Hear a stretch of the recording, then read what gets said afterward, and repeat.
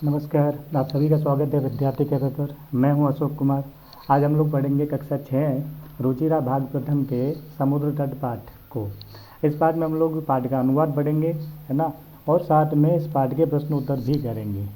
तो वीडियो में आगे बढ़ने से पहले यदि आप मेरे चैनल पर नए हैं तो चैनल को सब्सक्राइब करें, वीडियो को लाइक और शेयर ज़रूर करें। तो चलिए चलते हैं आगे। समुद्र तट कक्षा 6 यानी कक्षा षष्ठी जो है उसका षष्ठ पाठ यानी कि छठा पाठ है। समुद्र तट का मतलब हो गया समुद्र का किनारा। समुद्र तट, तट मतलब होता है किनारा। तो आगे बढ़ते हैं। अब इस पाठ में हम लोग क्या क्या सीखेंगे वो देख लेते हैं। पहले इस पाठ में हम लोग जो है तृतीया और चतुर्थी विभक्ति का प्रयोग करना सीखेंगे। अव्यय पदों के बारे में जानेंगे। पाठ में कुछ अव्यय पद आएंगे जो मैं बीच बीच में बताता रहूँगा, आप लोग जो है उसको नोट करिएगा, उसका अर्थ क्या होता है, ठीक, और उसका वाक्य में प्रयोग कैसे करते हैं वो भी जानने की कोशिश करेंगे। साथ ही साथ वाक्य निर्माण करेंगे, चाहे अवयव पदों का हो चाहे तृतीय चतुर्थी विभक्ति का हो। लट लकार के बारे में जानेंगे कि लट लकार क्या होता है। वैसे आप लोगों को थोड़ा बहुत आइडिया होगा, लट लकार का मतलब होता है वर्तमान काल। तृतीय चतुर्थी विभक्ति में करण और संप्रदान कारकों का ज्ञान, उसके बारे में जानेंगे। कर्तुपदम, कर्मपदम, क्रियापदम च एतेषाम इत्येषाम ज्ञानम, है ना। कर्तुपद क्या होता है यानी कि कर्ता को कैसे आइडेंटिफाई करना, कर्म पद क्या होता है, क्रियापद क्या होता है, इनके बारे में जानेंगे। ठीक, तो थोड़ा थोड़ा जानने की कोशिश कर लेते हैं हम लोग कि भाई सेंटेंसेस में अगर तृतीय विभक्ति दी हुई होगी तो आप कैसे आइडेंटिफाई करेंगे, कैसे पहचानेंगे कि उस शब्द में तृतीय विभक्ति है। अगर शब्द में एन लगा हुआ है यानी कि ए की मात्रा लगी हुई है और न लगा हुआ है यानी कि एन जुड़ा हुआ है तो समझ लेना तृतीय विभक्ति का एक वचन है। तो आप शब्द देखेंगे तो पता चल जाएगा। अगर लास्ट में आई की मात्रा आई हुई है किसी शब्द के ऊपर और पीछे विसर्ग है तो तृतीय का बहुवचन होता है। जैसे फॉर एग्जांपल राम शब्द को ही देख लेते हैं। राम शब्द की तृतीय विभक्ति होती है रामेण। देखो म के अंदर ए है और ण यानी कि जो न है, कभी कभी न होता है और कभी कभी ण होता है, ज़्यादातर न दिखाई देता है। ठीक, रामेण, रामाभ्याम, रामाभ्याम द्विवचन हो गया और बहुवचन में होता है रामई। मैंने बताया था आई की मात्रा होती है और पीछे विसर्ग होता है। ठीक है, तो जहाँ पर एन हो तो एक वचन होगा, ये भ्याम लगा हुआ हो, ठीक, तो समझ लेना द्विवचन होगा तृतीय विभक्ति का, और आई की मात्रा लगी हो और पीछे विसर्ग हो तो तृतीय विभक्ति का बहुवचन होता है। वैसे ये भ्याम तृतीय, चतुर्थी और पंचमी के द्विवचन में आता है। ठीक, उसी तरीके से अगर चतुर्थी विभक्ति की बात करें, किसी शब्द में अगर चतुर्थी विभक्ति आई हुई है तो हमें पता कैसे चलेगा। अगर आय आया हुआ हो उस शब्द में आय, ठीक, और द्विवचन में मैंने भी बताया था कि भ्याम जो है तृतीया, चतुर्थी और पंचमी के द्विवचन में आएगा, और लास्ट में बहुवचन में भ्य आता है, और भ्य जो है चतुर्थी और पंचमी दोनों के बहुवचन में आता है। ठीक, तो ये भ्याम चाहे पुल्लिंग शब्द हो चाहे स्त्रीलिंग शब्द हो, तृतीया, चतुर्थी और पंचमी के द्विवचन में आता है, और ये जो भ्य है वो चतुर्थी और पंचमी के द्विवचन में बहुवचन में आता है, चाहे पुल्लिंग शब्द हो चाहे स्त्रीलिंग शब्द हो चाहे नपुंसकलिंग शब्द हो। ठीक, तो पुल्लिंग में आएगा आय, चतुर्थी के एक वचन में। ठीक, ये ध्यान में रखने वाली चीज़ है क्योंकि चतुर्थी के एक वचन में आय आएगा पुल्लिंग शब्द में। जैसे राम शब्द होगा तो रामाय, द्विवचन में मैंने बताया था पीछे भ्याम लग जाएगा तो क्या बन जाएगा, रामाभ्याम, और बहुवचन में वही के पीछे भ्य आएगा तो बहुवचन हो गया रामेभ्य, पीछे विसर्ग।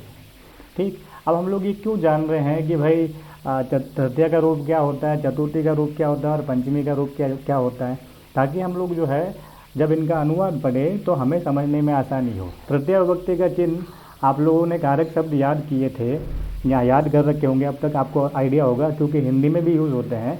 तो तृतीय विभक्ति में करण कारक होता है, तो करण कारक का चिन्ह होता है से या फिर के द्वारा। ठीक है, साधन अर्थ में, साधन अर्थ में। ठीक है, और चतुर्थी विभक्ति का चिन्ह होता है यानी कि संप्रदान कारक होता है चतुर्थी में, और चतुर्थी का चिन्ह होता है के लिए, यानी कि हमको अनुवाद करने में आसानी होगी। जैसे कि रामायण लिखा हुआ है, अब रामायण में तृतीय विभक्ति है तो अब रामायण का मतलब हो गया राम से या राम के द्वारा। अब जैसे ये रामाय है, अब रामाय में चतुर्थी विभक्ति है तो चतुर्थी का चिन्ह के लिए होता है, तो रामाय का मतलब हो गया राम के लिए।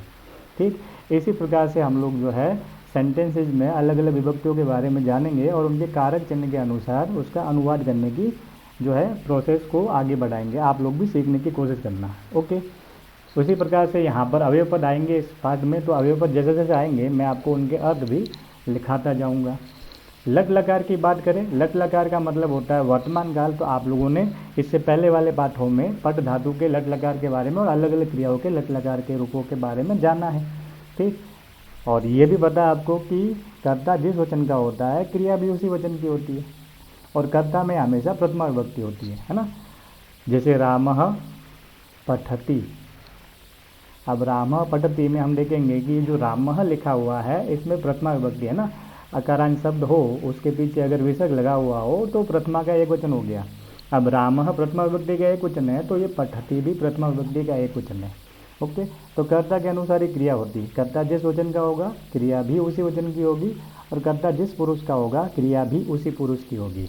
आपको कभी सेंटेंस दिया हुआ और आपको पूछे कर्ता कौन है, तो आप लोग ध्यान रखेंगे जो भी आपका कर्ता रहेगा उसमें प्रथमा विभक्ति रहेगी, और उस कर्ता के अनुसार ही सेंटेंस में आपकी क्रिया का प्रयोग किया हुआ होगा। ओके, तो ये कुछ बेसिक इन्फॉर्मेशन थी, जानकारी थी इस पाठ के बारे में। अब हम लोग आगे बढ़ते हैं और देखते हैं कि समुद्र तट में क्या क्या और चीज़ें हैं जो आप लोगों को सीखनी भी है, और अनुवाद भी करेंगे हम लोग।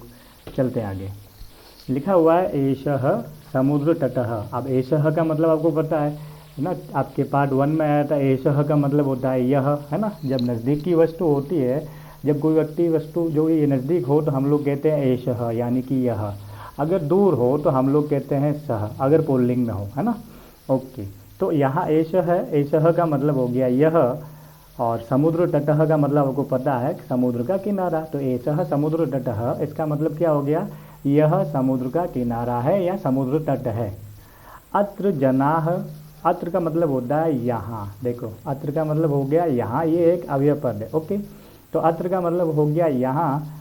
तो अत्र का ऑपोजिट एक अवयव और होता है इसी की तरह देखने वाला, तत्र। तत्र का मतलब होता है वहाँ। ठीक, मैं आपको साथ साथ में इसके कॉम्बिनेशन वाले कभी कभी पूछ लेते हैं। गद्यांश दिया हुआ होगा, आपको बोल देगा तत्र इति अवयव पदस्य विलोम पदम किम, तो आप बताएंगे अत्र। ओके, तो अत्र का मतलब हो गया यहाँ, तत्र का मतलब हो गया वहाँ। आगे लिखा हुआ है जनाः, जनाः मतलब हो गया लोग, है ना। बहुत सारे लोग है कहने का मतलब, इसलिए बहुवचन में लिखा है जनाः, यानी कि यहाँ लोग पर्यटनाय। पर्यटनाय, पर्यटन का मतलब होता है घूमना। अब आप देखिए इससे पहले वाली स्लाइड में मैंने बताया था कि अगर अंत में आय आए तो समझ लेना चतुर्थी विभक्ति का एक वचन होता है। तो ये पर्यटनाय में कौन सी विभक्ति हो गई, आपको पता चल ही गया होगा, चतुर्थी विभक्ति है। और वचन कौन सा है, एक वचन है, चतुर्थी का एक वचन। ठीक, और चतुर्थी विभक्ति है तो संप्रदान कारक हो गया। संप्रदान कारक मतलब उसका चिन्ह क्या हो जाएगा, संप्रदान कारक का चिन्ह होता है के लिए। ठीक है, तो हमको इसका अनुवाद करना है। तो पर्यटन का मतलब हो गया घूमना, और पर्यटन का मतलब हो गया घूमना, और पर्यटनाय में चतुर्थी विभक्ति है तो पर्यटनाय का मतलब क्या हो गया, घूमने के लिए। ठीक, तो क्या मतलब हो गया यहाँ से, अत्र जनाः पर्यटनाय आगच्छन्ति मतलब आते हैं, गच्छन्ति मतलब जाते हैं, आगे आ उपसर्ग लगाया तो इसका विलोम हो गया, मतलब हो गया आते हैं। तो अत्र जनाः पर्यटनाय आगच्छन्ति, इसका मतलब हो गया यहाँ लोग घूमने के लिए आते हैं। कहाँ पे, समुद्र के किनारे, समुद्र तट पर। क्लियर। ओके, अब देखो अगर इस सेंटेंस में आपसे कहे कि इस वाक्य में कर्ता कौन है, ठीक, तो मैंने आपको क्या बताया था पिछली स्लाइड में कि कर्ता जो भी होगा कर्ता में आपकी प्रथमा विभक्ति रहेगी। ठीक है, तो आप देखो पर्यटनाय में तो आपके जो है चतुर्थी विभक्ति है, और अत्र एक अवयव पद है। ठीक, जो आपकी नाउन है उसमें प्रथमा विभक्ति होनी चाहिए। तो जनाः में प्रथमा विभक्ति है और उसका बहुवचन है। अब और देख लेते हैं कि भाई कर्ता बहुवचन का होगा तो आपकी क्रिया भी कैसी रहेगी, बहुवचन की रहेगी। तो देखो यहाँ पर आगच्छन्ति लिखा हुआ है, क्योंकि जनाः बहुवचन का है तो आगच्छन्ति भी बहुवचन का है। ठीक, और ये लट लकार का है। ठीक है, अगर एक वचन होता तो क्या लिखा हुआ होता, आगच्छति। ठीक है, तो यहाँ आगच्छन्ति लिखा हुआ है, इट मीन्स क्या हो गया कि यहाँ बहुवचन की क्रिया। क्यों बहुवचन आया हुआ है, क्योंकि आपका कर्ता जो है बहुवचन का है। अब किसी बच्चे को कन्फ्यूजन अगर हो कि भाई ये जो सेंटेंस लिखा हुआ है इसमें जो है कर्ता कौन है, तो आप लोग हमेशा ध्यान रखेंगे जो भी आपका कर्ता होगा उसमें प्रथमा विभक्ति रहेगी। ठीक, तो आपने प्रथमा विभक्ति तो सीख रखी है, पहले वाले पार्ट में यही था। पहले वाले पार्ट में पुल्लिंग की प्रथमा विभक्ति थी, अकारांत वाले रामः रामो रामः। ठीक, तो यहाँ जनाः लिखा हुआ है, तो प्रथमा का बहुवचन है ये, तो आपकी क्रिया भी बहुवचन की दे रखी है। आगे चलते हैं। केचन तरंगई क्रीडंती, देखो केचन मतलब हो गया कोई, है ना, यानी कि जो लोग हैं ना, कोई कह दो कुछ कह दो, यानी कि उनमें से कुछ लोग। ठीक, तो केचन तरंगई, देखो तरंगई मैंने अभी बताया था, ये जो आई की मात्रा आ जाती है लास्ट में और उसके पीछे विसर्ग दिया हुआ हो तो तृतीय विभक्ति का बहुवचन होता है।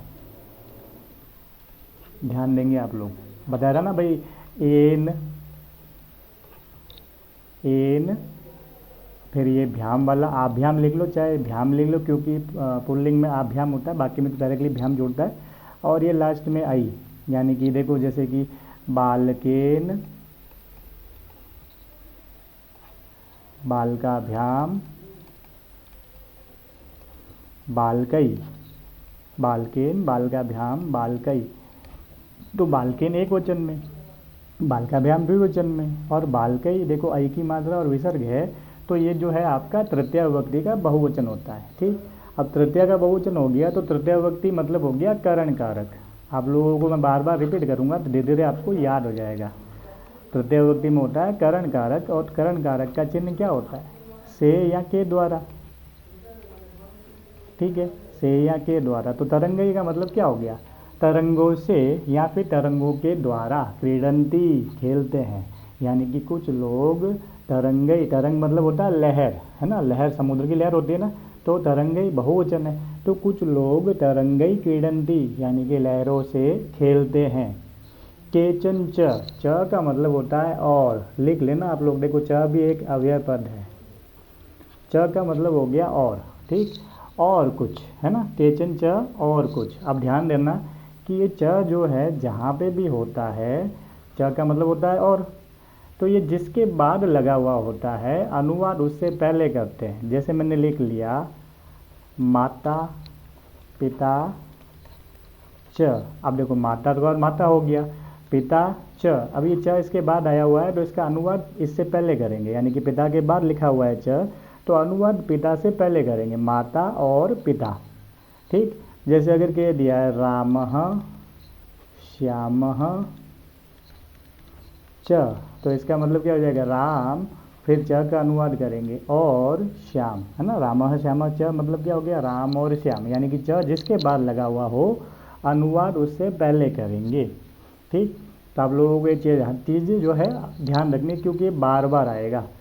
लिखा हुआ है केचन च और कुछ, नौका भी, देखो नौका भी लिखा हुआ है, ध्यान रखना मूल शब्द के पीछे अगर भी आ जाए तो तृतीय विभक्ति का बहुवचन होता है स्त्रीलिंग शब्दों में। ठीक है, नौका स्त्रीलिंग शब्द है।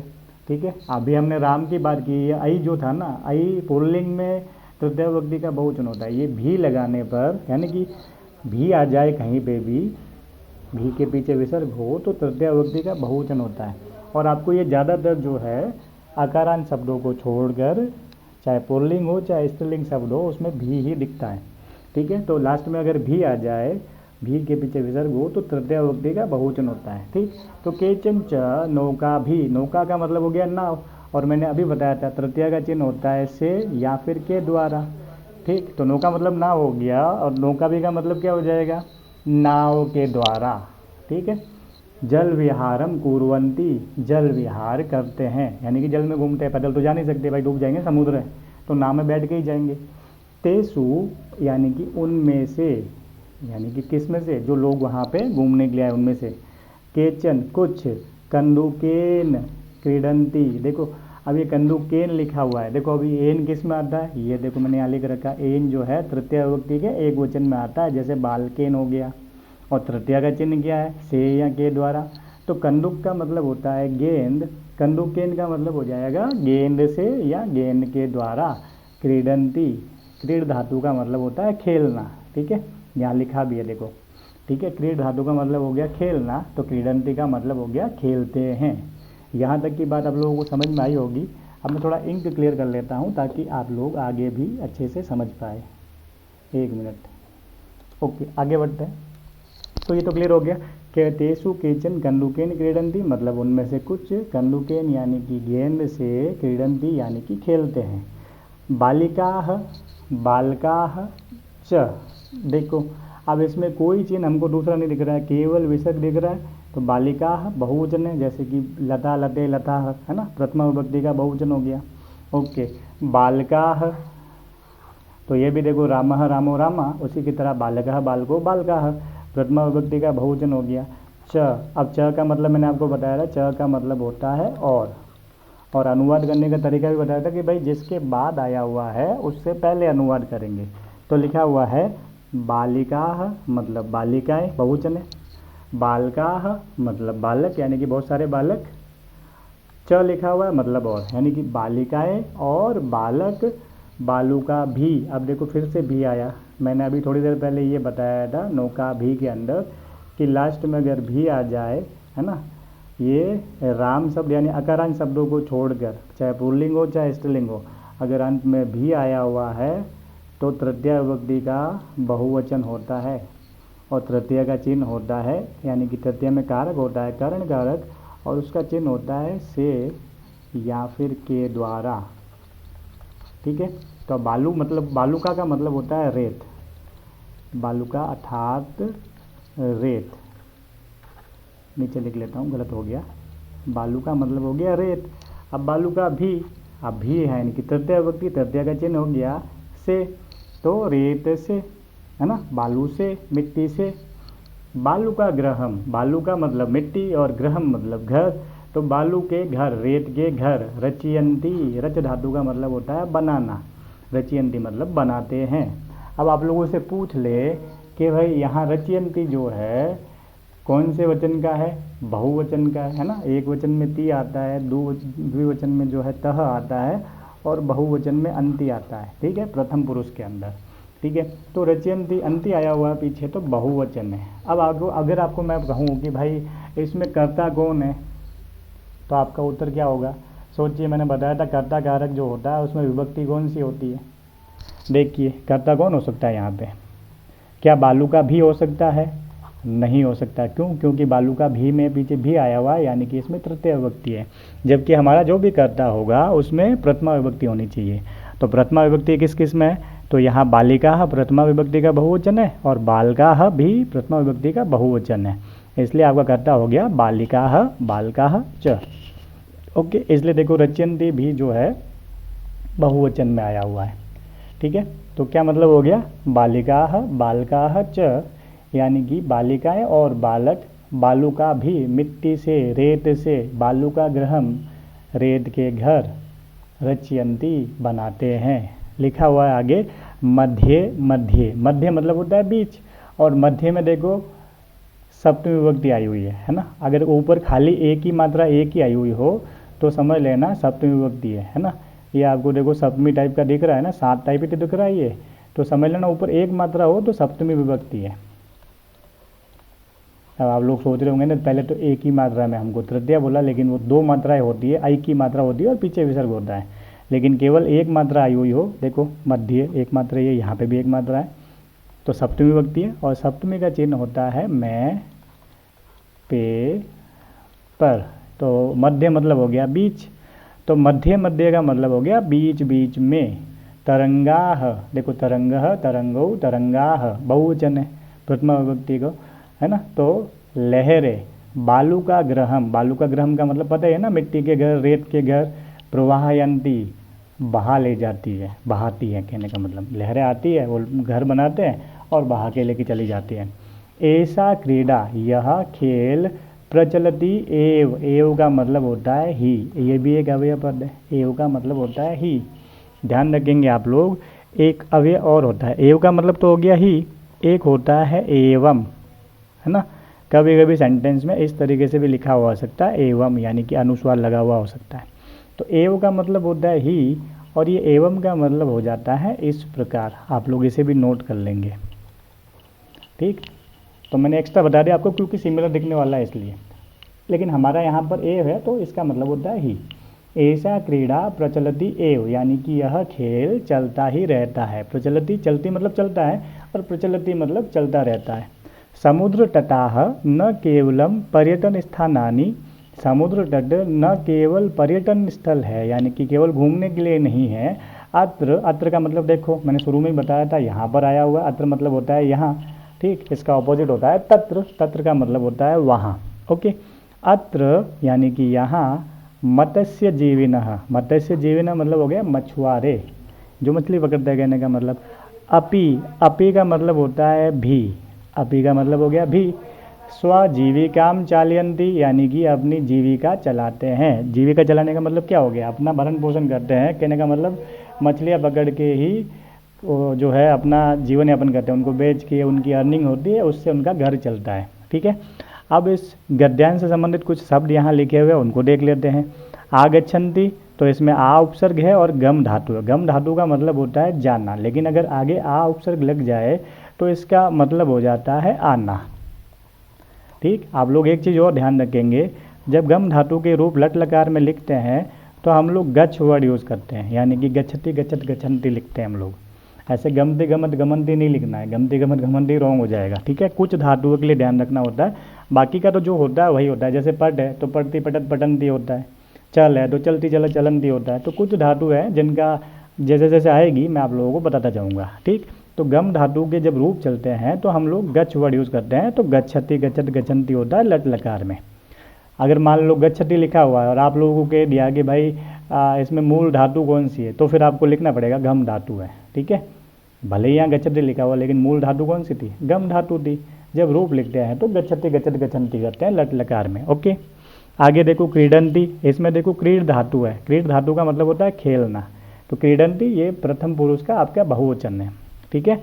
कुर्वन्ति, कुर्वन्ति में मूल धातु होता है क्री धातु, ठीक है। तो कुर्वन्ति प्रथम पुरुष का बहुवचन है। फिर देखो यहाँ पे रचयन्ति, रच धातु का मतलब होता है बनाना, वही बात है तीतः अंति, अंति आया हुआ तो बहुवचन है। प्र प्लस वह है ना, वह का मतलब होता है एक तरह से प्रवह मतलब हो गया बहाना, है ना। निजंत प्रत्यय है तो वह मतलब हो गया ऐसे, तो प्रवह वह मतलब हो गया बहना, वहती वह ध्वंती है ना, बहना। लेकिन यहाँ पर निजंत प्रत्यय जोड़ेंगे तो इसका मतलब हो जाएगा बहाना, ठीक है। प्रवाहयंती। अब देखो चालयति, चालयंती लिखा हुआ है, चल धातु होता है, चल का मतलब तो चलना होता है, लेकिन यहाँ पर हमको अर्थ चाहिए था चलाना, ठीक। तो बन गया चालयंती इणजंत प्रत्यय जोड़ने पर मतलब हो जाएगा चलाना, ठीक है। थोड़ा सा अंतर है, चलती चला चलनती, अगर इणजंत प्रत्यय है चलती मतलब चलना, ठीक, और हमको अर्थ चाहिए चलाना तो फिर चालयंती लिखेंगे। पढ़ती मतलब होता है पढ़ना, पढ़ता है। पाठयंती का मतलब हो जाता है पढ़ाता है, ठीक है। और ये अवयव पद हमने देख लिए। अत्र का मतलब क्या होता है, अत्र मतलब होता है यहाँ। च का मतलब और, ठीक। एव का मतलब मैंने ये बताया ही, अभी देखो मैंने बताया ना एव का मतलब ही होता है, और एवं का और एव का मतलब, एवं का मतलब इस प्रकार होता है। ये जो न लिखा हुआ है, न का मतलब होता है नहीं, ये तो आपको पता ही है ना, पहले पार्ट से पढ़ते हो। न मतलब नहीं, और आम मतलब हाँ, हाँ है ना, हाँ ना वाले पढ़े थे ना आपने। अपी का मतलब होता है भी, ठीक। तो ये इस पार्ट के कुछ अवयव पद थे जो मैंने आप लोगों को लिखवा दिया, तो आप इसके अर्थ लिखेंगे।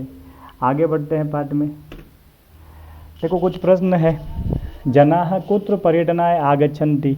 तो देखो वैसे तो आपको लिखा हुआ आएगा एग्जाम में एक पदेन उत्तरत, अगर ऐसा लिखा हुआ हो तो वन वर्ड में उत्तर देना है, और ऐसा लिखा हुआ है पूर्ण वाक्य उत्तरत तो पूरी लाइन में देना है, ठीक। तो सरल तरीका मैं आप लोग जानते ही है कि सेंटेंस ढूंढेंगे, जो मिसिंग शब्द है आपका वो उत्तर है, लेकिन धीरे धीरे हमको समझ के उत्तर ढूंढना सीखना है।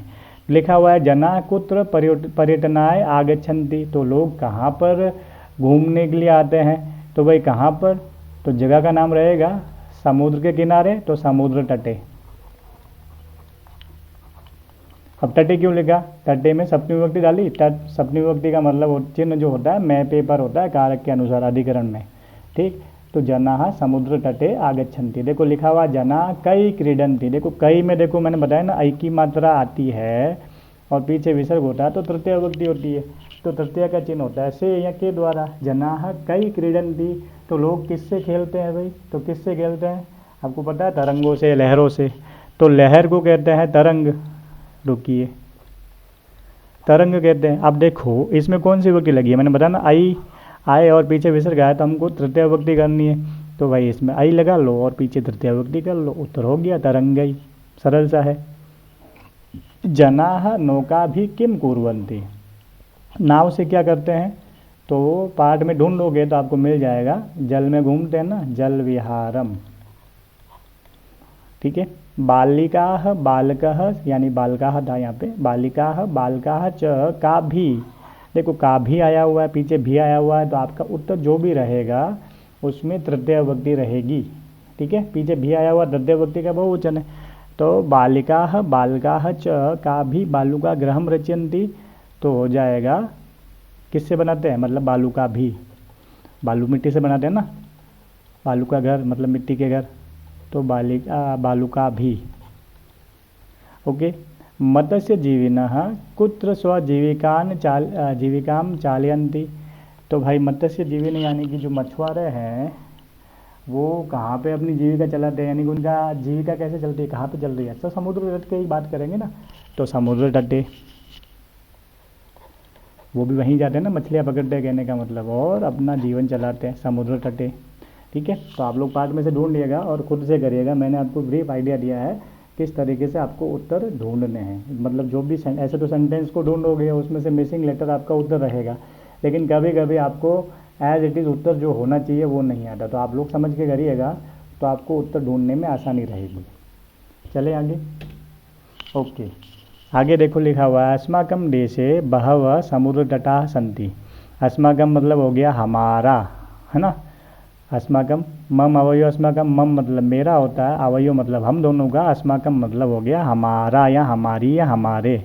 ठीक, तो अस्माकं यानी हमारे, देश से, देखो देश से में एक ही मात्रा दिख रही है, स के ऊपर केवल एक मात्रा है, तो मैंने भी बताया ना ये 60 की तरह दिख रही है, तो सप्तमी विभक्ति है ये। ठीक है, अस्माकं देशे तो सप्तमी विभक्ति है, और सप्तमी विभक्ति जो होती है वो होता है अधिकरण कारक, है ना, हिंदी में पढ़ा होगा आप लोगों ने, नहीं पढ़ा है तो एक बार थोड़ा पढ़ लीजिएगा तो आपको आसानी रहेगी। तो अधिकरण कारक जो होता है उसका चिन्ह होता है मैं पे पर,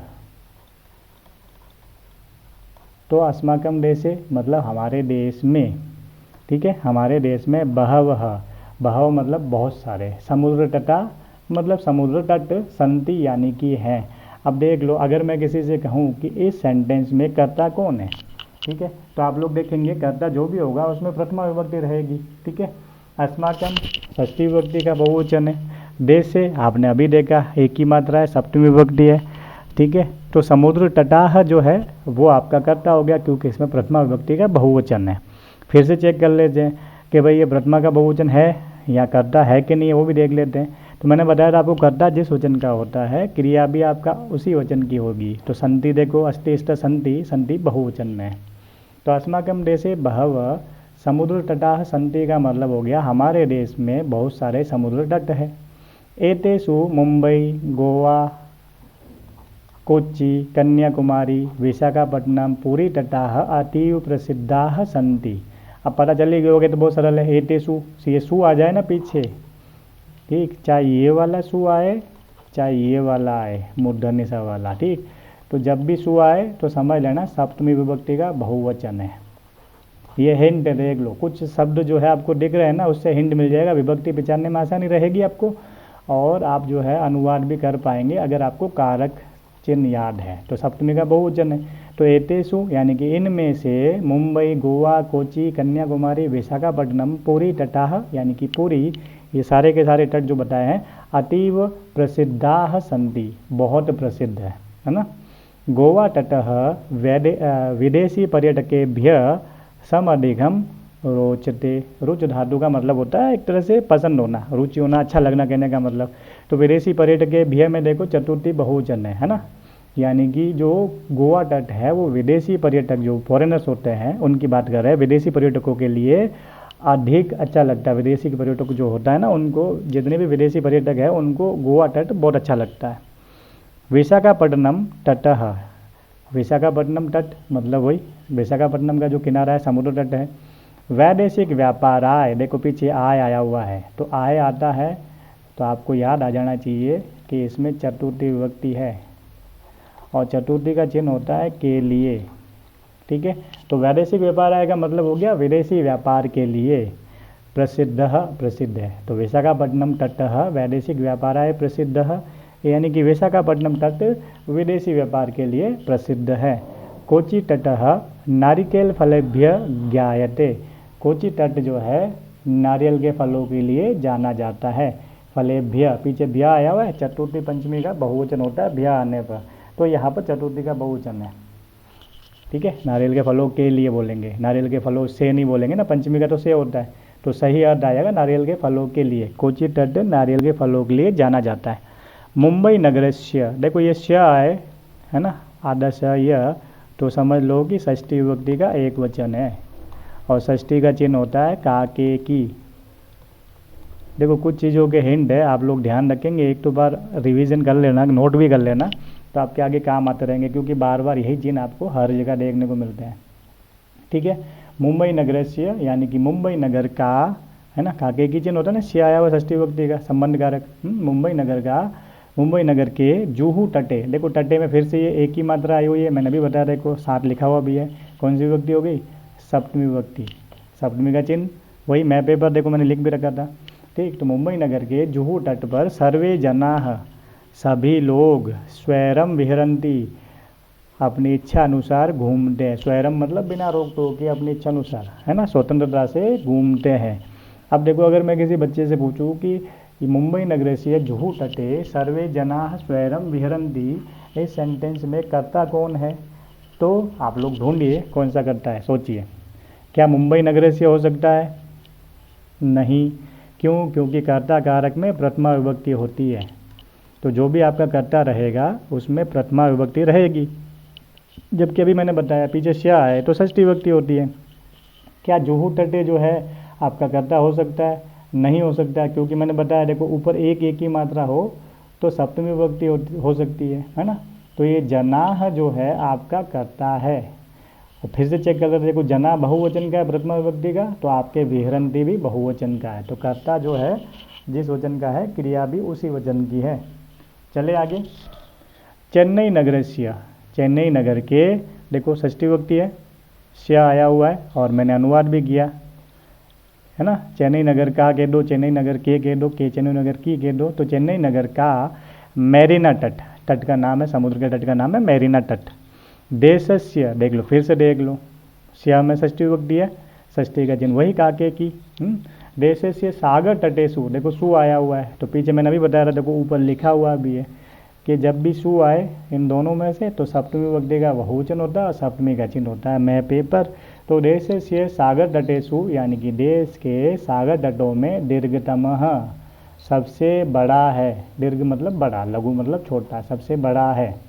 ठीक, अब देखो यहाँ पे संति आया हुआ है, जैसे अंग्रेजी में आप लोग हैं के लिए इज आर एम लगाते हैं, इज एक वचन के लिए, आर द्विवचन के लिए, सॉरी आर जो है बहुवचन के लिए एम आई के साथ आता है, उसी प्रकार से संस्कृत में है के अर्थ के लिए अस धातु आती है। तो अस का मतलब ऐसे होना है, लेकिन है अर्थ के लिए आती है। ओके, तो अस धातु, संति जो है बहुवचन दिख रहा है, तो अस्ति स्थ संति, तो अस धातु का लट लकार का प्रथम पुरुष का बहुवचन है। विहरन्ति, आपको देख लो वी ह्री लिखा हुआ है, लट लकार प्रथम पुरुष बहुवचन। चतुर्थी विभक्ति युक्त पद जो है कौन कौन से थे? वैदेशिक पर्यटकीय भ्य, ये पीछे भ्य आया हुआ है, चतुर्थी का बहुवचन। ठीक, आए तो चतुर्थी का एक वचन, भ्य आए तो चतुर्थी का बहुवचन, ये सारे शब्द इसमें थे। ओके, आप लोगों को पैराग्राफ समझ में आया होगा। घर पे आप लोग इसको 2-3 बार देखिएगा और खुद से किताब से पढ़ के अनुवाद करने की कोशिश भी करिएगा। चलते हैं आगे। तो अस्माकं के देशे बहव के संति, हमारे देश में बहुत सारे क्या है, तो भाई समुद्र तटा है ना। तो आप लोग ढूंढ के करिएगा, ये जो प्रश्न दिए हुए हैं वो आप लोगों के लिए है, तो आप पाठ में से ढूंढ के करिएगा। तो बहुत सारे समुद्र तट है। कह वैदेशिक पर्यटकीय भी सामाधिकम रोचते, तो समुद्र तट, कौन सा समुद्र तट है जो विदेशी पर्यटकों को बहुत अच्छा लगता है? तो गोवा है ना, गोवा तट है ना, जो गोवा है वो फॉरेनर्स को बहुत अच्छा लगता है। कह तट वैदेशिक व्यापाराय प्रसिद्ध अस्ति, यानी कि कौन सा तट जो है विदेशी व्यापार के लिए जाना चाहता है, तो आपको पता ही होगा, वही विशाखापट्टनम है ना। विशाखापट्टनम लिख लेना इसकी जगह, विशाखापट्टनम तट वैदेशिक व्यापाराय प्रसिद्ध अस्ति। अगर आपने अनुवाद ढंग से समझा है तो उत्तर ढूंढ सकते हो, और ऐसे आप पढ़ के आराम से कर सकते हो। कोचि तटः केभ्य ज्ञायते, कोचि तट किसके लिए जाना जाता है? तो नारिकेल फलेभ्य। ठीक है, ढूंढ के करिएगा, नारिकेल फलेभ्य मिल जाएगा आपको। कुत्र सर्वे जना स्वैरम विहरंती, तो कहाँ पर सभी लोग इच्छा अनुसार घूमते हैं? तो मुंबई नगर का जुहू तट है ना, तो मुंबई नगरस्य जुहू तटे। भारतस्य तटेषु दीर्घतम तटः कः, भारत का सबसे बड़ा जो है समुद्र तट कौन सा है? तो चेन्नई नगर का मेरीना तट। ठीक, तो आप लोगों को ये भी क्लियर हो गया, जीके भी स्ट्रॉन्ग हो रहा है आप लोगों का कि कुछ नया जानने को मिल रहा है आप लोगों को। ओके, तो ढूंढ के करिएगा इन प्रश्नों के उत्तर, आप लोगों की प्रैक्टिस के लिए। एग्जाम में गद्यांश को पढ़ के उत्तर देने वाले जो प्रश्न आते हैं वो आप लोग कर पाएंगे। लास्ट पैराग्राफ भी देख लेते हैं। भारतस्य तिस्रसु दिशासु समुद्र तटाः सन्ति, यानी कि भारत के, देखो श्य आया हुआ है मतलब षष्ठी विभक्ति, भारत के तिस्रसु दिशासु, देखो दोनों में सु आया हुआ है, तो मैंने पीछे ही बताया था आपको, जहाँ सु हो दोनों में से कोई भी तो सप्तमी विभक्ति रहेगी, है ना, याद भी आ जाएगा आप लोगों को। तो सप्तमी विभक्ति का मतलब होता है, चिन्ह होता है मैं, पेपर, है ना, अधिकरण कारक। तो भारत की तीनों दिशाओं में समुद्र तटाः सन्ति, समुद्र तट है। अब संति आया हुआ, अगर मैं किसी से कहूँ इसमें कर्ता कौन है, तो जो भी आपका कर्ता रहेगा उसमें विभक्ति कौन सी रहेगी? प्रथमा रहेगी। क्या भारतस्य कर्ता हो सकता है? नहीं, क्योंकि स्य आता है तो कौन सी विभक्ति होती है? षष्ठी विभक्ति होती है, षष्ठी का एक वचन। क्या तिस्रसु हो सकता है? नहीं हो सकता, अभी बताया मैंने, सु जहाँ हो ठीक वहाँ सप्तमी विभक्ति होती है, जबकि कर्ता में तो प्रथमा होती है, तो दोनों में से एक भी कर्ता नहीं है। समुद्र तटाः, क्या ये हो सकता है? रामः रामो रामाः, बिल्कुल हो सकता है, क्योंकि प्रथमा का बहुवचन है। ठीक, चेक कर लो करता है कि नहीं। ये आपका बहुवचन का है तो संधि भी प्रथम पुरुष का बहुवचन है। ठीक, तो कभी सेंटेंस दिया हुआ हो और आपको पूछा जाए कि इसमें कर्ता कौन है, तो आप लोग बता सकते हैं। अस्मादेव कारणात, यानी कि इसी कारण से, है ना, ये एव मतलब ही होता है, कारणात, देखो आत आया हुआ है, पंचमी विभक्ति है, पंचमी का मतलब हो गया से, अलग होने अर्थ में समझ लो। ठीक, या से, इसी कारण से भारत देश, भारत देश प्रायद्वीप इति कथ्यते, भारत देश को प्रायद्वीप ऐसा कहते हैं। तो प्रायद्वीप जो है, प्रायद्वीप की अगर परिभाषा पूछे कि प्रायद्वीप किसे कहते हैं, क्यों कहते हैं प्रायद्वीप भारत को, तो ऐसा भूभाग जो तीन ओर समुद्र से घिरा हुआ हो उसे हम लोग प्रायद्वीप कहते हैं। आगे देखो लिखा हुआ पूर्व दिशा याम, ये स्त्रीलिंग शब्द है, तो स्त्रीलिंग शब्दों में याम आ जाए तो सप्तमी का एक वचन होता है। ठीक है, और सप्तमी का वही अधिकरण कारक है, चिन्ह है मैं, पेपर, तो पूर्व दिशायाम यानी कि पूर्व दिशा में, पूर्व दिशायाम बंगोपसागर यानी कि बंगाल की खाड़ी, दक्षिण दिशायाम, देखो फिर से याम आया हुआ है तो वही सप्तमी विभक्ति, दक्षिण दिशा में हिंद महासागर, पश्चिम दिशायाम च अरब सागर, यानी कि च बाद में आया हुआ, च का मतलब हो गया, और अनुवाद इससे पहले करेंगे, और पश्चिम दिशा में अरब सागर अस्ति, अरब सागर है। एतेषां त्रयाणाम अपि, अपि मतलब भी, यानी कि इन तीनों का भी, सागराणाम सागरों का, संगम संगम कन्याकुमारी तटे भवति, कन्याकुमारी तट पर होता है, तटे में सप्तमी विभक्ति, इसलिए मैंने बोला सप्तमी का चिन्ह होता है मैं, पेपर, एक ही मात्रा दिख रही है ना पीछे। ठीक, भवति यानी होता है। अत्र पूर्णिमायाम, यहाँ पूर्णिमा के अवसर पर, चंद्रोदय सूर्यास्तम च, यानी कि चंद्रोदय यानी कि चंद्रमा का उदय होना, सूर्यास्तम च और सूर्य का अस्त होना, युगपदेव यानी कि एक साथ ही द्रष्टुम शक्यते, देखा जा सकता है।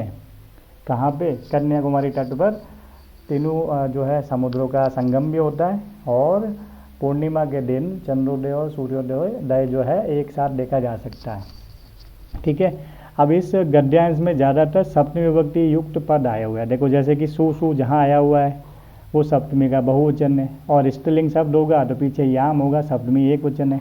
पूर्व दिशायाम, दक्षिण दिशायाम, पश्चिम दिशायाम, है ना। फिर मैंने बताया था ए आए तो सप्तमी विभक्ति रहेगी। फिर देखो फिर से पूर्णिमायाम, याम आया हुआ है तो वही स्त्रीलिंग में सप्तमी का एक वचन। अवयव पद इसमें एव, इति, च, इन सब के मतलब आप लोग पहले ही जानते हैं। ओके, चलते हैं आगे। तो पाठ के जो है प्रश्न उत्तर इस गद्यांश के, समुद्र तटा कुत्र संति, तो भाई वही बात है, समुद्र तटा कहाँ, मतलब कहाँ है, समुद्र तट कहाँ है, तो भारत देश की तीनों दिशाओं में। तो भारतस्य तिस्रसु दिशासु, ठीक है, पहले ही लाइन में उत्तर आया हुआ है। ठीक है, तो लिख सकते हैं गद्यांश से। तो ये आपको ढूंढ के करना है, इसलिए मैंने जो है आपको यहाँ लिखवाया नहीं है, आप ही को अभ्यास करना है। कह प्रायद्वीपः कथ्यते, तो देखो कह के पीछे विसर्ग है, आपका जो भी उत्तर होगा वो प्रथमा विभक्ति में होगा। ठीक है, तो भारत देशः, प्रायद्वीप किसे कहा गया है? भारत देश को। भारत देशस्य कस्याम दिशायाम समुद्र तटः नास्ति। अब देखो आपको पूछा है कि भारत देश की किस दिशा में समुद्र तट नहीं है। अब देखो 3 और समुद्र तट है। ठीक है, पूर्व दिशा की ओर बताया बंगोपसागर यानी कि बंगाल की खाड़ी, दक्षिण दिशा में वही बात है हिंद महासागर है आपका, है ना, और जो आपकी पश्चिम दिशा है उसमें अरब सागर है। तो कौन सी दिशा बच गई है? तो भाई उत्तर दिशा।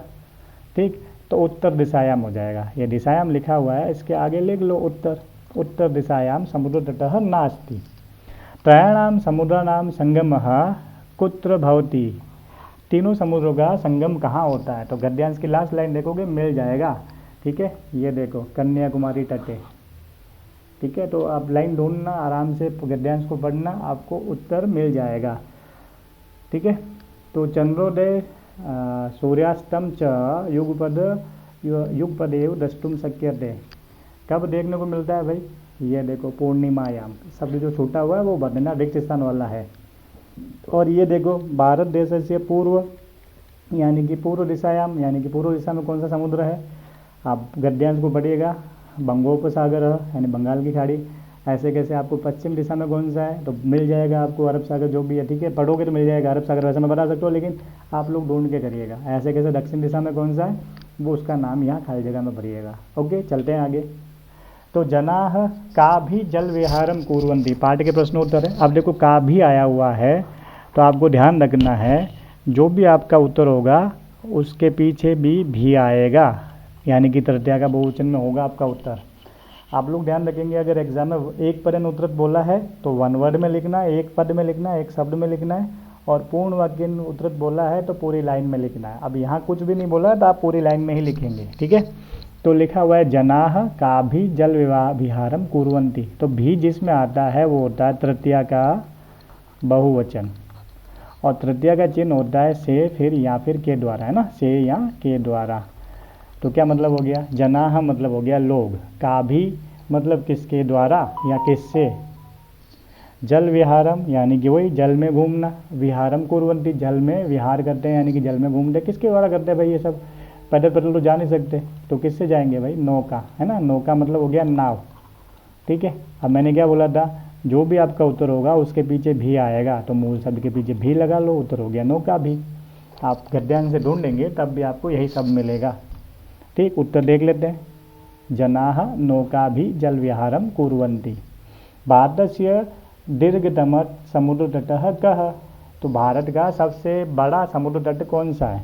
तो भाई प्रश्न में से लिख लो। ठीक है, कह आया हुआ मतलब प्रथमा विभक्ति, जैसे रामः होता है पीछे विसर्ग आया हुआ कहा के, तो रामः प्रथमा विभक्ति, है ना। सबसे बड़ा समुद्र तट कौन सा है? चेन्नई नगर का समुद्र जो है मैरीना तट, है ना। तो चेन्नई नगरस्य, चेन्नई नगरस्य, चेन्नई नगर का बोला है ना, चेन्नई नगरस्य लिख लेंगे। ये से क्यों लिखा? क्योंकि काके की अर्थ के लिए षष्ठी विभक्ति होती है, तो षष्ठी का चिन्ह होता है काके की। तो चेन्नई नगरस्य कौन सा तट? मैरीना तट। ठीक है, मैरीना तटः। ठीक, यानी कि पूरा उत्तर क्या हो जाएगा? भारतस्य दीर्घतम समुद्र तटः चेन्नई नगरस्य मैरीना तटः। ठीक, ओके, देख लेते हैं उत्तर। ये का ये उत्तर है। ठीक है, चेन्नई नगरस्य मैरीना तटः अस्ति, यानी कि है। ओके, जना कुत्र स्वैरम विहरन्ति। कुत्र का मतलब हो गया कहाँ पर, तो कहाँ पर आया हुआ है, तो पर मतलब सप्तमी विभक्ति में पेपर, तो आपका जो भी उत्तर रहेगा वो सप्तमी विभक्ति में रहेगा। ठीक है, यानी कि जना कुत्र स्वैरम विहरन्ति, जो लोग जो है कहाँ पर इच्छा अनुसार बिना रोक टोक स्वतंत्रता से घूमते हैं, तो मुंबई नगर के जुहू तट पर, है ना। तो मुंबई नगर के, वही बात है, के चिन्ह के लिए कौन सी विभक्ति लगाएंगे? षष्ठी विभक्ति। तो मुंबई नगर के तो हो गया नगरस्य, जुहू तट पर तो हो गया जुहू तटे, सप्तमी विभक्ति, है ना, जुहू तट पर। मुंबई नगर के काके की लिए षष्ठी लगा ली, और जुहू तटे मतलब जुहू तट पर। उत्तर देख लेते हैं। देखो आ गया उत्तर, जनाः मुंबई नगरस्य जुहू तटे स्वैरं विहरन्ति। आगे है बालकाः बालुकाभिः किं रचयन्ति, यानी कि बालक बहुत सारे बच्चे कहने का मतलब है ना, बालुका मतलब रेत, भी देखो आया हुआ हो तो हमने पहले वाले में पढ़ा था तृतीय विभक्ति होता है और उसका मतलब होता है से या के द्वारा, तो बालू का मतलब हो गया रेत और भी मतलब से या के द्वारा, तो बालू का भी का मतलब हो गया रेत से। तो बालक जो है रेत से किम रचयन्ति क्या बनाते हैं, तो मिट्टी के घर ही बनाते हैं ना, मिट्टी के घर, तो मिट्टी को कहते हैं बालू का, और घर को क्या कहेंगे गृहम, है ना भाई। किम में म आया हुआ है यानी अनुस्वार है ना, म पढ़ते हैं इसको, तो बालू का ग्रह है तो इसमें बिंदी लगा ली मैंने, ऊपर अनुस्वार लगा लिया तो बालू का ग्रहम हो गया। उत्तर देख लेते हैं, देख लो बालका बालुका भी बालुका ग्रहम रचयन्ति। लास्ट कोचि तटः केभ्य गए थे, तो अब केभ्य लिखा हुआ है तो आपका जो भी उत्तर होगा उसके पीछे भी एभ भी आएगा, है ना, यानी कि किस लिए, तो कोचि तट किसके लिए जाना जाता है, तो नारिकेल फलेभ्य। ठीक है, आप लोग उत्तर लिख लीजिएगा, नारिकेल फलेभ्य लिखा हुआ है, ठीक है ओके। तो ये आपके प्रश्न उत्तर जो है प्रश्न नंबर 2 के सारे उत्तर लिख लिया मैंने यहाँ पे, इनके क्लियर कर लेता हूँ, आप लोग जो है इसका स्क्रीनशॉट लेके घर पे करिएगा। चलते हैं आगे, रिक्त स्थान की पूर्ति करनी है। पहले तो देखो ऐसे सवाल करने के लिए हम लोग थोड़ा अनुवाद अगर जान ले तो करने में आसानी होगी। बंगोपसागर बंगाल की खाड़ी, है ना भाई, 3 और समुद्र है तो उसमें पूर्व दिशा में कौन सा है, तो बंगाल की खाड़ी। ओके, तो बंगोपसागर का मतलब हो गया बंगाल की खाड़ी। प्रायद्वीप जो है, प्रायद्वीप का मतलब तो समझ गए ना, जिसके 3 ओर जल हो, ऐसा भूभाग जिसके 3 ओर जल हो, तो थोड़ा आइडिया मिल गया होगा इसका उत्तर जो भी होगा। पर्यटनाएँ देखो आय आता है मतलब चतुर्थी विभक्ति, चतुर्थी का मतलब हो गया के लिए अर्थ हो गया, तो पर्यटन मतलब हो गया घूमना, और चतुर्थी विभक्ति का चिन्ह ऐड कर लेंगे तो के लिए, तो पर्यटनाएँ का मतलब हो गया घूमने के लिए। क्रीड़ा का मतलब होता है खेल, और संगम का मतलब होता है मिलन, है ना, मेल कह दो मिलन कह दो। ओके, अब करते हैं अनुवाद। कन्याकुमारी तटे, कन्याकुमारी तट पर त्रयाणाम सागराणाम, तीनों समुद्रों का होता है, भौती यानी होता है, क्या होता है भाई, बंगाल की खाड़ी होती है, नहीं। तीनों ओर जल होता है, नहीं, ठीक है, यानी तीनों समुद्रों का तीनों ओर जल होता है तो होगा नहीं ना। घूमने के लिए होता है, नहीं। खेल होता है, नहीं। मिलन होता है, तो क्या आ जाएगा, संगमः, तो पहले का उत्तर हो गया संगमः।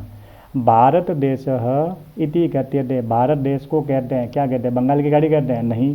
तीनों जल कहते हैं, नहीं। घूमने के लिए कहते हैं, नहीं। खेल कहते हैं, नहीं।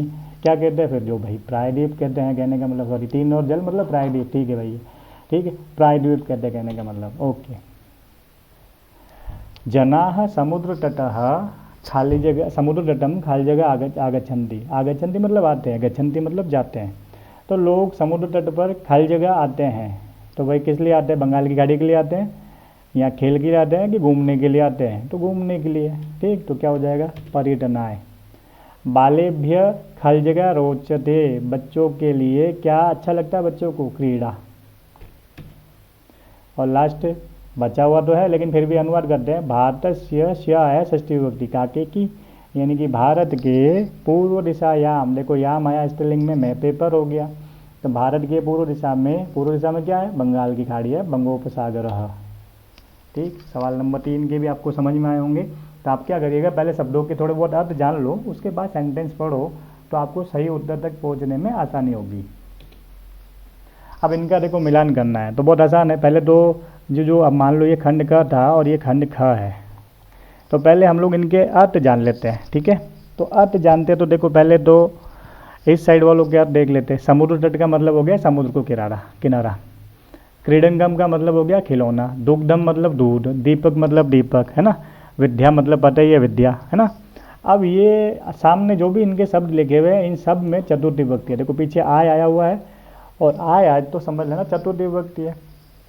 चतुर्थी विभक्ति का चिन्ह जो होता है, कारक जो होता है वो होता है संप्रदान, और उसका चिन्ह होता है के लिए। मतलब ये जितने भी शब्द हैं उनके जो मूल शब्द है उसके पीछे के लिए लगा के इनका अर्थ निकलेंगे, ठीक। तो ज्ञानाय का मतलब हो गया ज्ञान के लिए। भाई ज्ञानाय ज्ञान से बना है तो ज्ञानाय का मतलब हो गया ज्ञान के लिए। पोषण, पोषणाय पोषण से बना है तो पोषण के लिए हो जाएगा। प्रकाशाय प्रकाश से बना है तो प्रकाश के लिए। पर्यटनाय, पर्यटन मतलब घूमना, तो घूमने के लिए। खेलनाय मतलब खेलने के लिए। अब आप लोग मिलान आराम से कर पाएंगे। समुद्र तट किस लिए होता है भाई? ऑब्वियस ही चीज़ है, पर्यटनाय यानी कि घूमने के लिए। क्रीडन का मतलब हो गया खिलौना, खिलौना किस लिए होता है? तो खेलना ही होगा, खेलने के लिए होता है। दुग्धम, दूध किस लिए होता है? तो पोषण हमें दूध से ही मिलता है। दीपक किस लिए होता है? प्रकाशाय, प्रकाश के लिए। और विद्या किस लिए होती है? विद्या से हमें ज्ञान की प्राप्ति होती है, ज्ञानाय, ज्ञान के लिए। देखते हैं उत्तर। तो ये सारे आपके उत्तर हो गए, ठीक है, चेक कर लीजिए, यही है। ओके, आगे चलते हैं। अब आप लोग थोड़ा ध्यान देंगे मेरी बात पे, ठीक है। वैसे तो यहाँ लिखा हुआ है कि तृतीय विभक्ति लगा के आपको खाली जगह भरनी है, लेकिन आप लोग ध्यान रखेंगे कुछ चीज़ें कि भाई जहाँ पे भी आपको सह दिखाई दे तो सह के लिए तृतीय विभक्ति लगती है। सह के योग में तृतीय विभक्ति का प्रयोग होता है। सह का मतलब होता है के साथ, तो सह का मतलब हो गया के साथ, और सह के योग में हमको तृतीय विभक्ति लगानी है। हालांकि यहाँ तो लिखा हुआ है ऐसा, बाई चांस ऐसा नहीं लिखा हुआ होता कि तृतीय विभक्ति लगाओ, आपको लिखता है कि सही विभक्ति लगा के खाली जगह भरी है। तो आप कैसे पहचानते हैं कि कौन सी विभक्ति लगानी है? तो जहाँ भी सह दिखता वहाँ पे आपको तृतीय विभक्ति लगानी है। सह का मतलब होता है के साथ, तो जिसके साथ होने की बात की जाती है उसमें तृतीय विभक्ति लगाते हैं। व्योमः खाली जगह सह गच्छति, व्योम नाम है लड़के का, गच्छति मतलब जाता है, के साथ मतलब सह मतलब के साथ। तो मित्र लिखा हुआ है तो मित्रेण हो जाएगा तृतीय विभक्ति, रामेण होता है जैसे।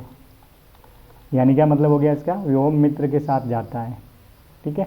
बालकाः सह पठन्ति, देखो बालकाः लिखा हुआ है, सह आया हुआ है तो तृतीय विभक्ति लगेगी। अब बालिका शब्द है, ठीक है, तो बालिका शब्द की तृतीय विभक्ति लगाना। देखो बहुवचन बहुवचन के हैं, तो बालिका है तो बालिका शब्द की तृतीय विभक्ति का बहुवचन हो जाएगा बालिका भी। पीछे भी लगाना ना, मैंने बताया था स्त्रीलिंग में भी आता है। स्त्रीलिंग क्या? राम को छोड़ के अन्य पुल्लिंग हो चाहे स्त्रीलिंग शब्द हो, यानी कि अकारांत शब्दों को छोड़कर अन्य पुल्लिंग या स्त्रीलिंग शब्द हो तो उसके बहुवचन में पीछे भी आता है, उसके पीछे विसर्ग होता है। तड़ागः कमलेन, है ना, एक वचन। कमलेन विभाति, विभाति कमलों से बहुत सारे कमल भी हो सकते हैं, तो कमलई, ठीक है, वो डिपेंड करेगा आप कैसे लिख रहे हो। ओके, अहम अपी खाली जगह खेलामी, तो कंदूक लिखा हुआ, कंदूक मतलब गेंद। अब यहाँ तृतीय बननी है तो कंदूकेन, मैं भी गेंद से खेलता हूँ। अब देखो कंदूक मतलब गेंद, उसका साधन हो गई। तृतीय विभक्ति से या के द्वारा साधन अर्थ में होती है। यहाँ सह लिखा हुआ है, अश्वाह यानी कि घोड़े, घोड़ों के साथ दौड़ते हैं कहने का मतलब, तो अश्वई, अश्वई सह। मृगाः खाली जगह सह चरन्ति, तो मृगई यानी कि मृग मृगों के साथ चरते हैं, ठीक। ये आपके उत्तर हो गए, चेक कर लेते हैं उत्तरों को। पहले में मित्रेण, दूसरे में बालिका भी, तीसरे में कमलई, चौथे में कंदुकेन, फिर अश्वई और लास्ट में मृगई। मैं इंक क्लियर कर लेता हूँ, आप लोग इसका स्क्रीनशॉट लेके घर पे करिएगा। नेक्स्ट देखो, चित्र वाला भी आता है, आपको चित्र को देख के सेंटेंस बनाने होते हैं। तो देखो बहुत ही सरल तरीका बता देता हूँ। अगर ये वाला चित्र आपको एग्जाम में आता है, इसमें देख लो, केवल ये जो बीच वाला जो 2 नंबर का सर्कल है उसमें जो शब्द दे रखे हैं सारे हिंदी के दे रखे हैं, बाकी सारे शब्द संस्कृत में दे रखे हैं। देखो रहीमः पहले वाले में अंदर से, ठीक, वो संस्कृत में है, प्रथमा विभक्ति का एक वचन। दूसरे वाले सर्कल के सारे हिंदी में है। तीसरे में देखो ये आपणम गच्छति, है ना, सह यह सारे के सारे संस्कृत में। फिर ये आगच्छत क्रीडति गच्छति, ये सारे के सारे संस्कृत में। केवल दूसरा वाला जो शब्द है यानी कि रहीम के बाद वाला जो सर्कल है उसमें हिंदी वाले हैं। तो पहले हम लोग क्या करेंगे, जितने भी हमको दे रखे हैं संस्कृत वाले उसको लिख लेते हैं। तो रहीम तो सब जगह रहेगा ही, क्योंकि पहले सर्कल में केवल रहीम ही है, तो प्रत्येक सेंटेंस का कर्ता आपका रहीम रहेगा। देखो सब जगह रहीम रहीम लिखा हुआ है, ठीक। तो एक शब्द तो आपका हो गया। दूसरे वाले के लिए मैंने यहाँ खाली जगह रख रखी है, क्योंकि दूसरा वाला हिंदी में है और उसको हमको सही करके लिखना है, ठीक। फिर तीसरे वाला देखो, यहाँ देखो, ये तो आपके एग्जाम्पल में दे रखा है इसलिए नहीं लिखा। तो दूसरे नंबर पर देखो तीसरा शब्द आपणम है, लिख लिया आपणम। इसमें देखो पत्रम मिस हो रखा है, मैं लिख लेता हूँ, यहाँ पत्रम लिखना था, ओके। चौथे में कंदुकम, यहाँ देखो लिखा हुआ है। फिर जल विहारम, ये जल विहारम। फिर देखो आगे जलम लिख लिया। फिर चित्रम लिखा हुआ है, चित्रम लिख लिया मैंने। फिर ह्य लिखा हुआ है तो ह्य लिख लिया। ऐसे कैसे वापस जो है प्रत्यय के पीछे वाला शब्द लिखेंगे, गच्छति, लिखति, है ना। तो सेंटेंस जो ये नंबर दे रखे उसके अनुसार आपके सेंटेंस आपके जो है लगभग बन चुके हैं। अब हमको केवल दूसरा वाला शब्द सही भरना है और आपका काम हो जाएगा। ठीक, अब दूसरा वाला शब्द बनने के लिए, क्योंकि अब इस पार्ट में तो वही है कि ज़्यादातर आपके मतलब तृतीय विभक्ति का प्रयोग हो रखा है, तो जितने भी शब्द यहाँ आएंगे उन सब की हमको तृतीय विभक्ति लगा के भरना है। ठीक है, तो देखते हैं सेंटेंस नंबर 1। तो एग्जाम्पल दिया हुआ रहीम मित्रेण सह क्रीडंती। ओके, यहाँ सह क्यों आया हुआ, सॉरी मित्रेण क्यों आया हुआ तृतीय विभक्ति, क्योंकि सह के योग में तृतीय विभक्ति का प्रयोग होता है। ठीक है, आगे देखो लिखति, पत्रम लिखा हुआ है और यहाँ जो है लिखति से पहले ये कलम लिखा हुआ है। अब कलम देखो, आप लोगों ने कारक याद किए होंगे, कर्ता नहीं कर्म को करण से द्वारा साधन अर्थ में, तो तृतीय विभक्ति साधन अर्थ में होती है, तो कलम उसका लिखने का साधन हो गया। तो क्या हो जाएगा, कलमेन। तृतीया का तो मैं बता देता हूँ पहले, कलमेन। हाँ, सवाल नंबर 2 रह गया था, इसको कर लेते हैं। रहीम खाली जगह आपणम गच्छति, तो ये द्विचक्रिका का मतलब होता है साइकिल, तो साइकिल से जा रहा है, तो द्विचक्रिकया स्त्रीलिंग शब्द है। ठीक है, लता की तरह होगा, यहाँ बालिका याद कर रखा आपने तो उसकी तरह होगा। द्विचक्रिकया तृतीय विभक्ति होगी, यानी कि उसका माध्यम है, किसके द्वारा जा रहा है, साइकिल के द्वारा। किससे लिख रहा है, कलम के द्वारा। तो कंदूक का मतलब होता है गेंद। ठीक है, रहीम खाली जगह कंदूकम क्रीडंती लिखा हुआ, थोड़ा मिस प्रिंट लिख लिया है मैंने, ये शिपति है। ठीक है, शिपति मतलब होता है फेंकता है। ठीक है, ओके, तो काट लेना, ये आप लोगों की शिपति लिखा हुआ है। ओके, तो गेंद को फेंकता है, किससे फेंकता है भाई, तो हस्त लिखा हुआ है, तो हाथ से फेंकता है, तो तृतीय विभक्ति हस्तेन हो जाएगी, हाथ से। तृतीय का चिन्ह होता है से। ओके, रहीम खाली जगह जल विहारम करोति, घूमता है भाई, किससे घूमता है, नाव से। ये तो आपके पाठ में भी आ रखा है, तो नौका भी। तृतीय विभक्ति आएगी सभी में। ओके, जलम पिबति, तो भाई चषक मतलब गिलास होता है, अब ग्लास के द्वारा पी रहा है, ग्लास से पी रहा है, तो चषकेन। ओके, चित्रम रचयति, तो तुलिका स्त्रीलिंग शब्द है, तो तुलिकया। ठीक है, और यह मतलब होता है बीता हुआ कल, आने वाले कल को कहते हैं स्वह, लिख लेना यह भी, स्वह मतलब होता है आने वाला कल। और एक होता है अद्य, अद्य मतलब होता है आज। ठीक है, तो ये आपके उत्तर थे, आप लोगों को ध्यान रखना है। चलते हैं आगे, अब देख लेते हैं उत्तर है क्या क्या।